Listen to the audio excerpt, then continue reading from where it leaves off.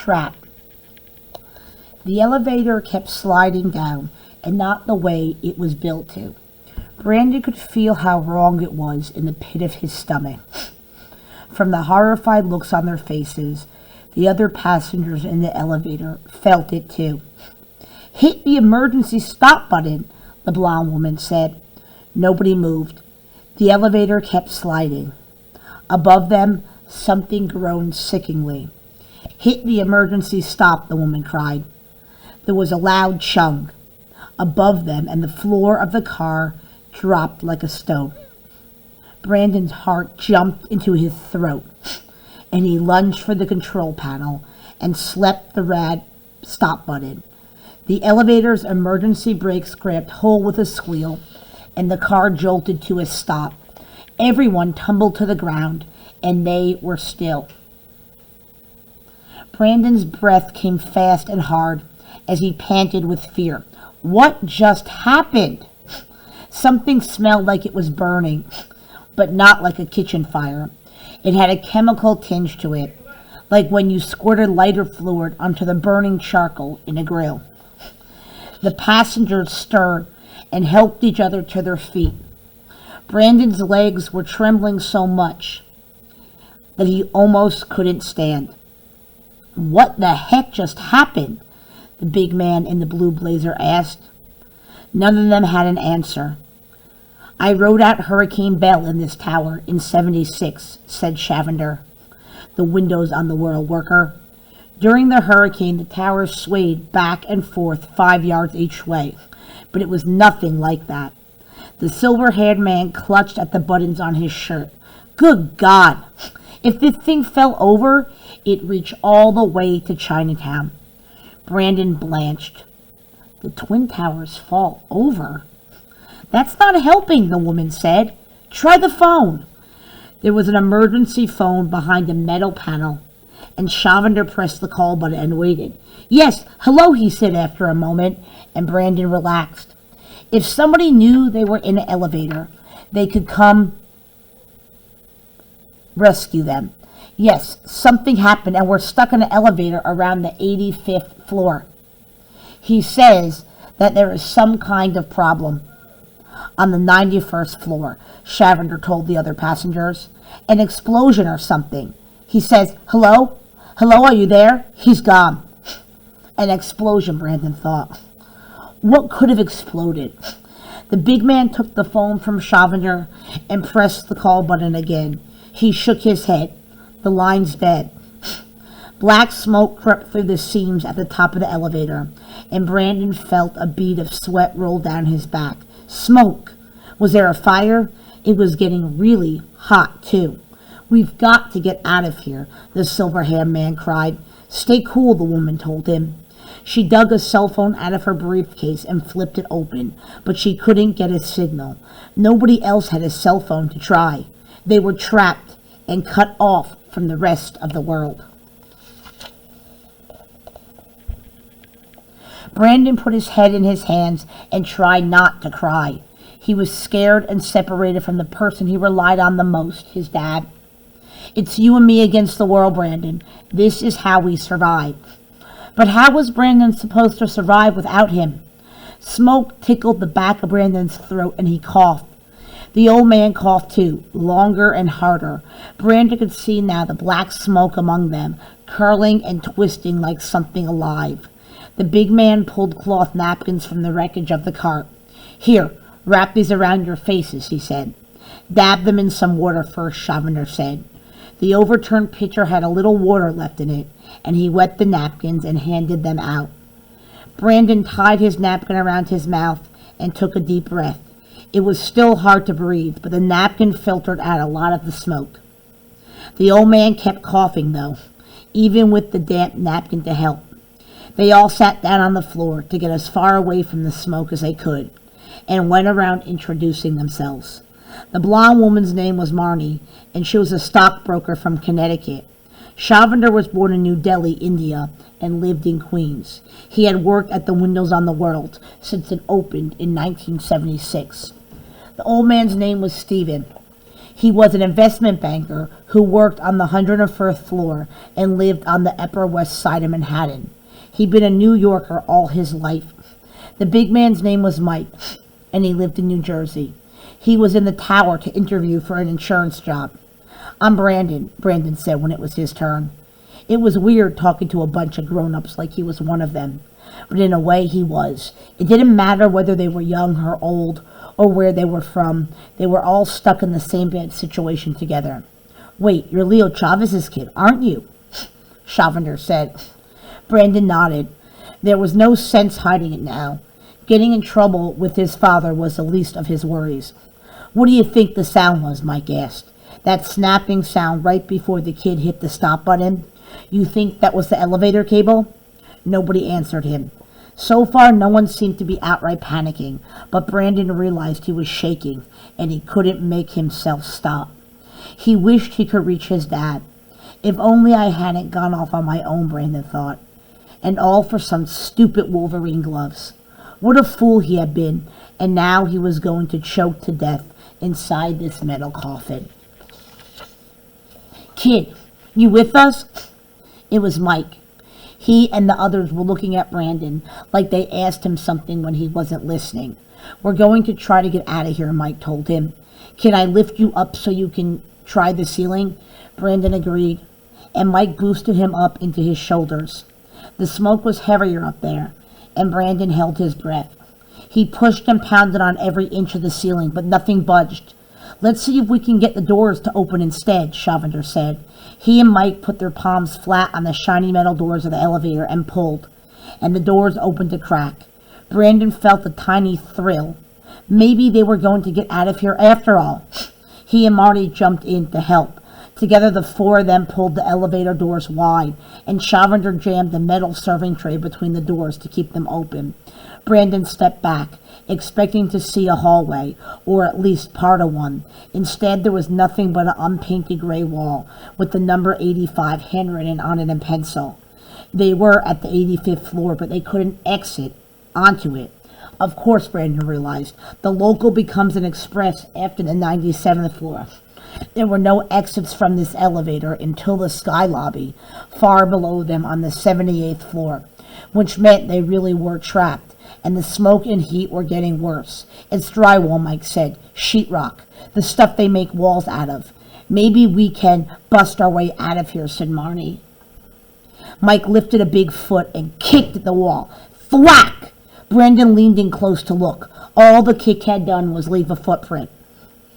Mike waved everybody back, lowered his shoulder, and ran full tilt at the wall. Thunk! Nothing happened to the wall, but the elevator shuddered and jerked down another half a foot. Brandon thought he was going to have a heart attack. "Let's not do that again," Stephen said. "Well, excuse me for trying to save our lives," Mike snapped. Everybody started yelling at each other, and Stephen started coughing again and couldn't stop. The smoke was getting worse, and now the elevator felt like a sauna. Brandon plucked the butter knife out of the wreckage from the serving cart and held it up triumphantly. "What about this?" he cried. Everybody stopped arguing and stared. "Yeah, that's good." "This could work," Mike said, and Brandon felt a small flush of pride. Mike took the knife and hacked at the sheetrock. A tiny bit of drywall crumbled into dust and rained down on the carpet, leaving a divot in the wall. "There we go," Mike said. He pulled off his blazer and loosened his tie and went back to hacking on the wall. Shavender grabbed a spatula-like serving utensil from the floor, and he used it on a hole too, taking turns with Mike. When they got tired, Marty and Brandon took turns. It was exhausting work. They didn't ask Stephen to help, though, and he didn't offer. He was having enough trouble breathing already. Smoke streamed in through every crack and every stream now, and something up above them popped and groaned. Stephen tried the elevator phone again, but there was no answer. What was going on? Where was everybody? "We're all going to die here," Stephen wheezed. "We're not going to die," Marty said, but it didn't sound like she believed it. Brandon's arm shook, and he could barely aim straight when he whacked at the hole. How could he be trapped without his dad? Just this morning they had been together in another elevator. Why hadn't this happened then, when they could have helped each other? Mike and Shavender took over again, steadily chipping away at the wall. There wasn't one layer of drywall, they discovered. There were three. But working together, the elevator passengers managed to carve, yank, and kick a pizza-sized hole through the wall. None of them could fit through it, though, except for Brandon. "Go, young man, go," Shavender told him. "But we don't even know where it leads," said Brandon. The space beyond the hole was dark and empty. "Who cares, as long as it's not in here," said Marnie. Brandon couldn't argue with that. He took a deep breath of wet, smoky air, and with Mike and Shavender's help, he climbed up and out into the unknown. Pashtunwali. Rashmina stared at her brother in horror. He knew the Taliban planned to attack. Did other people in the village know? Passoon and the ANA are Afghans, our own people, and I have no more love for the Americans than you do. She went on before her brother could speak. But this betrayal will only make things worse for our village. The Americans will blame us for the attack. The Afghan soldiers made their choice when they agreed to do the Americans' dirty work for them, Passoon said. Besides, it's not like we're the ones carrying out the attack. No, we're just the ones not telling anyone about it, Rashmina said. And if you won't, I will. No, you can't, Passoon said. He grabbed for her again. But Rashmina was too quick. She broke free and ran up the steps, Passoon close on her heels. Pop, pop, ba-boom, ba-boom! The familiar sounds of gunfire and explosions made Rashmina duck and pull up her short, her heart racing. It's already started, Passoon cried. Rashmina heard the shouting and saw ANA soldiers scrambling down the steps for cover. Passoon grabbed Rashmina's hand and pulled her back towards their house. Run, Rashmina!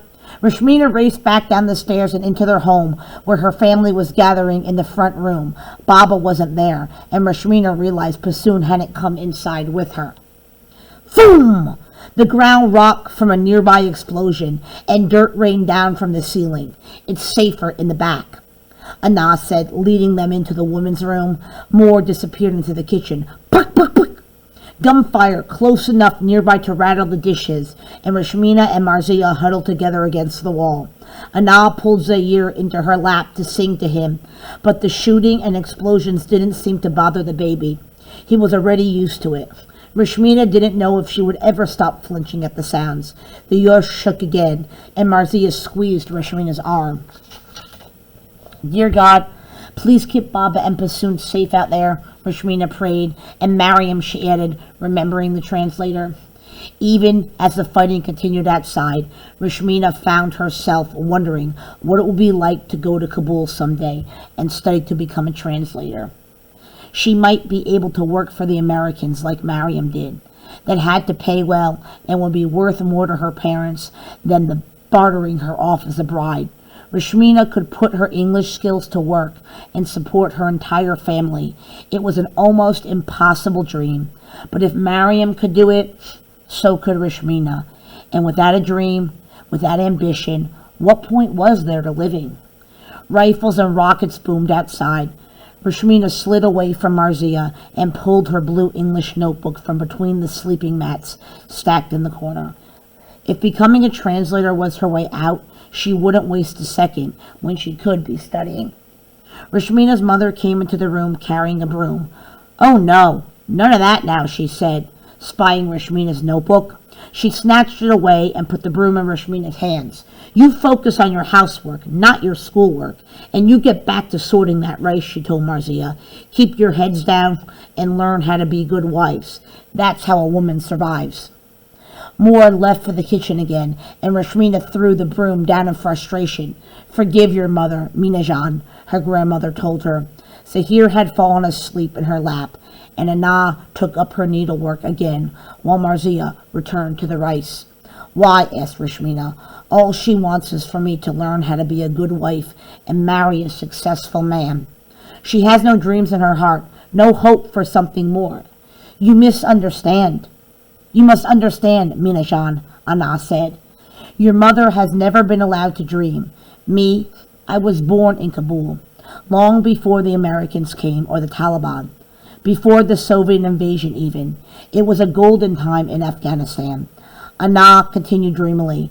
Women went to school and got jobs. One of my sisters became the principal of a school.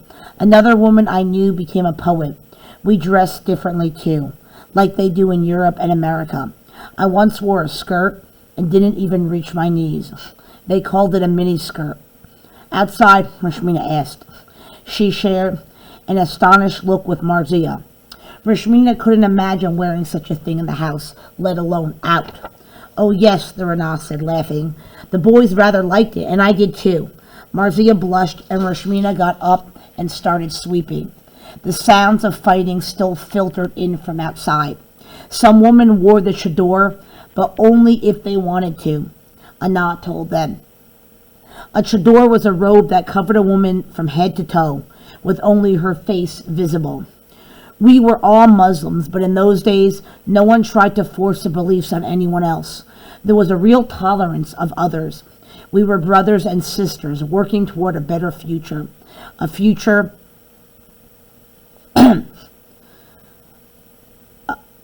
better Afghanistan. Her face fell. Then 40 years ago, the Russians invaded and I fled the mountains with your grandfather. God shower blessings on his grave. Anna closed her eyes. Afghanistan has known nothing but war. Ever since that is the word your mother was born into. But so were we, Rashmina said, glancing at Marzieh and Zahir, as if to prove it. There came the thump, thump, thump of an American helicopter, and an even louder boom that made Rashmina flinch. Anna shook her head. When your mother was 6, her father was killed by a missile while she was praying in his backyard, she said softly. When she was your age, her older brother was killed by the Taliban for no reason that has ever been explained to her. Her husband, your father, and my son had his leg mangled by an old Soviet mine right after they were married. 2 of her children died before they reached their 5th birthday, and her eldest daughter, your sister Hila, was killed by an American bomb. Anna closed her eyes again and sighed. She wore her sadness like a chador. Rashmina swallowed. She knew about her sister and her father, of course, but her mother had never spoken about the rest. Is it any wonder your mother wishes only for you to be a good wife and married to a good husband? Anna asked Rashmina.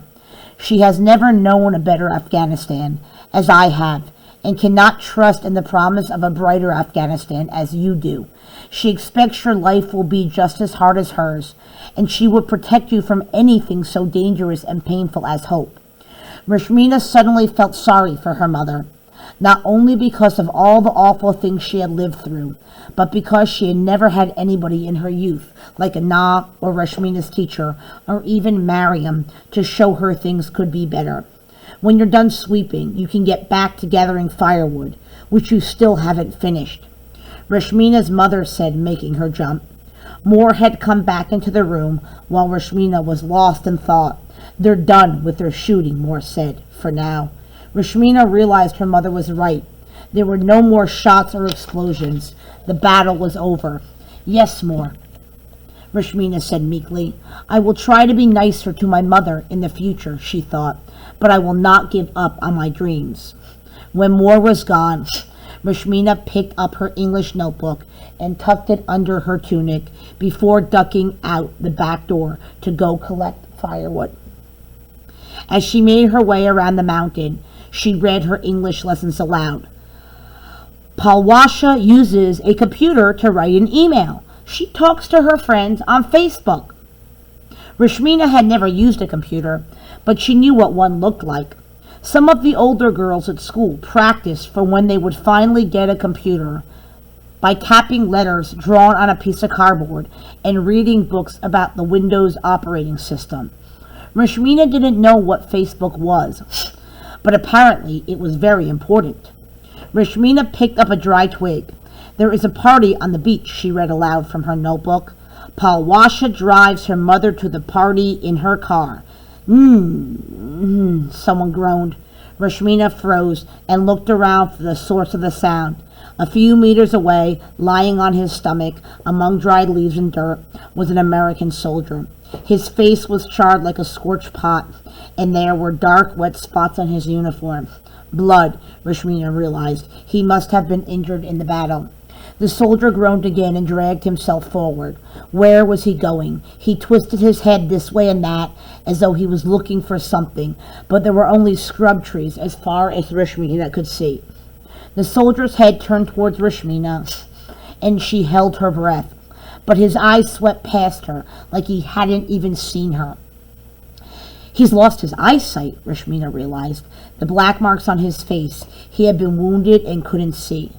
If someone didn't help him, he would die out here in these woods, or the Taliban would find him, and his death will be far more painful. Rashmina frowned. Why should she care? The Americans had killed her sister, after all. Pushtunwali, the way of the Pashtun people, said that it was right and just to seek revenge against someone who had done you wrong. In Pashto, that revenge was called Badal, and it never ran out. Rashmina could wait 12 years or 1,000 and still take her revenge on someone who had wronged her. Why not just slip away then and let this man die?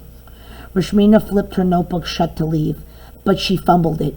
Her notebook hit the ground, and with a flump, the soldier's head turned in her direction again. Is someone there? He asked in English. Hello? I can't see and my ears are ringing. I'm hurt. Hello? Can you help me? Please. Rashmina silently cursed her clumsiness. If she had been able to slip away without him hearing, she could have left the soldier to die and had been done with it. But now he had heard her and had specifically asked her for help, just as Pushtunwali gave her the right to revenge. It also said that when a person asked for help or protection, no Pashtun could refuse, no matter who was asking, friend or foe. That was not Tanwadi, what the Americans would call refuge. Rashmina sagged. She could still help, slip away, and have her revenge, but now it would mean denying aid to someone who had asked for it. Hello? The American soldier asked again, his voice weak. Please, he begged. Whoever you are, will you help me?